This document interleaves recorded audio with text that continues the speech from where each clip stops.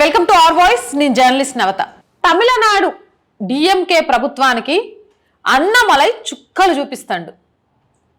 హిందూ శక్తిని ఏకం చేయడంతో హైందవ సిద్ధాంతం గురించి తెలియజేస్తూ అక్కడ జరుగుతున్న దాడులు ధర్మం మీద ప్రజలకు అవగతమయ్యేలాగా చేస్తూ స్టాలిన్కి సంబంధించి నిజంగా చుక్కలు కనిపించేలాగే చేస్తానని చెప్పొచ్చు. అయినా కూడా స్టాలిన్ ఏమైనా తగ్గిందా అంటే అస్సలు తగ్గలే. గోమూత్రం తాగే వాళ్ళని అదని ఇదని అయ్యా కొడుకులు నోటికొచ్చినట్టు మాటలు మాట్లాడినరు. ఈ మాటల ఫలితం ఏంటి తెలుసా? మళ్ళీ చెప్తున్నా, గదిలో పెట్టి కొడితేనట పిల్లి కూడా పులిగా మారుతుందట.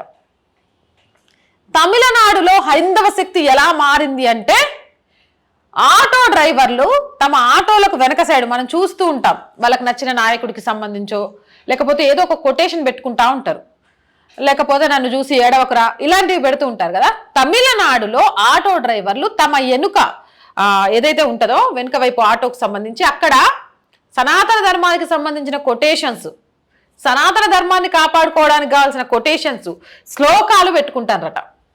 ఇక స్టాలిన్కి గాలుద్ది, స్టాలిన్ ప్రభుత్వానికి గాలుద్ది. అలాంటివి చూస్తే వెంటనే పోలీసులకు చెప్పి అలాంటి ఆటోలను ఆపి అవి తీసేయమని చెప్పిందట. చెప్తే పోలీసు వాళ్ళకి ఆటో వాళ్ళు ఎంత జలకిచ్చిరు తెలుసా? మేము దియ్యం, ఏం చేస్తారు? సీజ్ చేస్తారా? చేయండి, సీజ్ చేస్తే ఆటో. సీజ్ చేయడానికి కారణాన్ని కూడా మాకు రాసివ్వండి అనేసరికి ఏం చేయాలో అర్థం కాక సనాతన ధర్మ కొటేషన్ పెట్టుకున్నాడు కాబట్టి ఈ ఆటోను సీజ్ చేసినాం అని రాసియలేరు కదా. ఏం చేయాలో అర్థం కాక ముక్కున ఏలేసుకొని ప్రభుత్వానికి ఆటో డ్రైవర్లను ఆపలేకపోతున్నామని చెప్పిండట.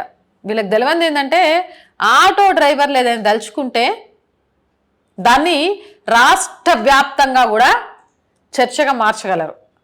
ఎందుకంటే పొద్దున్న లేస్తే దిగేవాళ్ళు, ఎక్కేవాళ్ళు, వెనక నుంచి వస్తున్న వెహికల్స్, వాళ్ళ కొటేషన్స్, అరే ఈ ఆటో డ్రైవర్ చూడు భలే రాసుకున్నాడు, అరే తమిళనాడులో ప్రతి ఆటో మీద ఇదే కనిపిస్తోంది, కనీసం ఒక్కసారైనా సరే అదేంటో తెలుసుకోవడానికైనా చదువుతారు. ఇప్పుడు తమిళనాడులో స్టాలిన్ ఇంతకాలం సనాతన ధర్మానికి చుక్కలు చూపించి గ్రేట్ అనిపించుకున్నా అని ఫీల్ అవుతున్నాడు. కానీ ఇప్పుడు స్టాలిన్కి ఆటో డ్రైవర్లు చుక్కలు చూపిస్తాడట. హైందవం ఏకమవుతే, హిందుత్వం ఏకమవుతే దాన్ని ఆపడము, దాన్ని తట్టుకోవడం ఎవ్వరి వల్ల కాదు అని ఆటో డ్రైవర్లు స్టాలిన్కి చూపిస్తున్నారట. ఈ ఆటో డ్రైవర్ల విప్లవం, సనాతన ధర్మాన్ని కాపాడాలని తమిళనాడులో వచ్చిన విప్లవం దేశవ్యాప్తంగా రావాలి. నిజంగా అంటే ఈ వార్త చదివినప్పుడు చాలా సంతోషంగా అనిపించింది. ఇది మీకు చిన్న విషయం అనిపించచ్చు, కానీ ధర్మాన్ని కాపాడటంలో చైతన్యం మొదలైంది అయోధ్య రామలల్ల విగ్రహ ప్రతిష్ఠ తర్వాత. ప్రతి ఒక్కరూ కూడా ఎందుకు ఇన్నేళ్ల పాటు సనాతన ధర్మం మీద దాడి జరిగింది, ఇప్పుడు మేము మేల్కోకుంటే కష్టం అవుద్ది అని అడుగు ముందుకేస్తున్నారు. చూసిండ్రా? పోలీస్ కేసు అవుతుందా, పోలీసులు ఆటో సీజ్ చేస్తారా అని భయపడకుండా, అవును బై మేము రాసుకుంటాం, నీకేంది, నీకు వచ్చిన నష్టమేంది, నువ్వు సీజ్ చేసి రాసి ఇదే కారణంతో అని ప్రశ్నించే తత్వం వచ్చింది. చూడండి, నాకైతే మస్తు ఖుషి అనిపించింది, అందుకే ఈ వీడియో చేస్తున్నా.